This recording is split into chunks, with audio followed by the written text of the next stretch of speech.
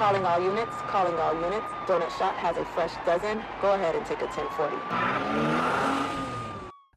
I worked a lot with, when I was doing telefraud stuff, I worked a lot on most of my subjects when I was looking into telefraud. Like if you ever get a call from someone saying, this is the IRS, you owe us money. And this was, like a decade ago, they were running that scam. Uh, they were calling and impersonating different, sometimes ICE, sometimes DHS, Oh sometimes yeah. Social Security, whoever, right? And a lot of those guys who are behind that, they were based out of call centers in India, and a lot of the people who were laundering the proceeds of the American victims to get it back to India or to get it into the financial system were US based. And so they had runners, what we called runners.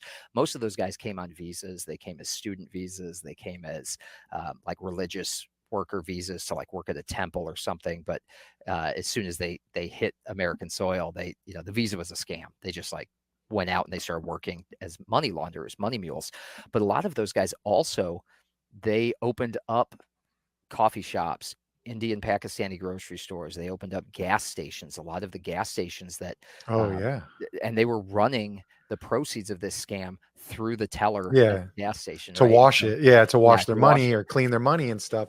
Yeah. Wow, yeah, that's interesting. Because I mean, but and you say it's a while ago, but I mean, it's to this day, I get calls Oh yeah. where, we've got a, because in my city, we've got a large, like, 55 and older community, Yes. and those ones are always getting hammered. And it's just like, man, how do they find you guys? But they're out there that or data leaks, or, sometimes through their church or place of worship, they might, have a call list, and then it gets leaked somehow. And so then they just get called. And we even have bulletins for us that there was a time where, recently, where they were calling and saying they were the chief of our police department. And, Yeah. we get those all the time where, someone called me and said that I have a warrant for my arrest and I need to do a Publix gift card, Publix grocery store, if somebody doesn't know. And I need to do a $500 Publix gift card, and then they'll close out my warrant. It's like, and I'm like, all right, please repeat that back to me slowly so you can hear yourself talk, and let me Right. know how that sounds. I know they sounded really good and they were smooth, as can be, but like, just repeat it back to yourself. And I feel terrible for people that get scammed on it. And I always, write my report, but I know that you can probably explain more how difficult it is to track down some of that stuff, especially with number changing apps and just Google accounts that you can create a Google phone number. And it just, Most of it's it's voice probably, over IP. I mean, most of yeah, it's like they're buying internet. VoIP lines. Yeah, they're buying VoIP lines like at scale, and Hmm. there's VoIP text as well, and so it's like industrialized. It's call centers in India, and a lot of these guys have worked in the legitimate call center industry. They speak Hmm. English well enough, and it's essentially fraud for hire. Think of it this way: a Hmm. call center in India is, let's say you're a Chinese triad organization and you want to steal money from Americans. You're going to pay for a percentage of, you're going to basically pay up front for this call center. So they're going to get cash up front to dial for dollars in the US and launder the proceeds through your network. Or you're Hmm. an Indian organization who wants to launder the proceeds. You're going to pay this call center to do it. So the call center just is they have the scripts, they have the skill set. They're like salesmen. I mean, they're very good at Yeah. closing. They're very good at selling what it is. They have scripts that have been time tested, used again and again and again. And like you said, people calling and saying you owe taxes, or your social security number's been compromised. We need you to transfer all your money over to special agent so and so.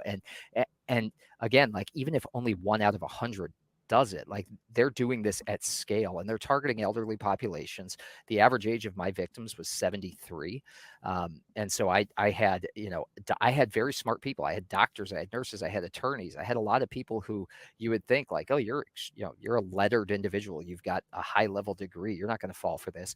But what people forget is that, one, the generation above us, the baby boomers, because I'm about your age, the Hmm. baby boomers, our parents' generation, are more trusting. They're more Hmm. likely to answer the phone. They're more likely to believe when somebody says something to them on the phone. They're not as cynical as us Gen Xers, as us, Yeah. like, Gen Xers, late millennials. Yeah. Um, and so they were taking that information more at face value when these calls were coming in. And then during the pandemic, our grandparents, our parents were unsupervised, right? They were telling us to stay away, social distance, all that stuff. and they ramped up like crazy. And they ramped up with the Yeah. Social Security Administration scam during 2020, 2021. And that was where massive amounts of money were transferring. What they were telling people is, a trafficking organization has compromised your Social Security number. You need to shut down your bank accounts. You need to take your money out of the bank, and you need to send it to a government agent who's going to put it into a secure lockbox. You've probably gotten those calls. I was waiting for a break-in point Yeah. to tell you a story where it just happened. Yeah. And, So I worked on those, and Yeah. we would intercept, we would get 30, 40, 50, $60,000 cash going to a FedEx dropship location from somebody, or a UPS dropship. So like a CVS or a Walgreens would be a box of cash would be waiting. And then sure enough, it's like some Indian guy with a student visa using 75 different fake IDs is going around and picking these up, and he's taking the cash out. Hey, what's up, guys? If you like that clip, go over and check out the full episode at Donut Shop Podcasts. Link is down below in the description.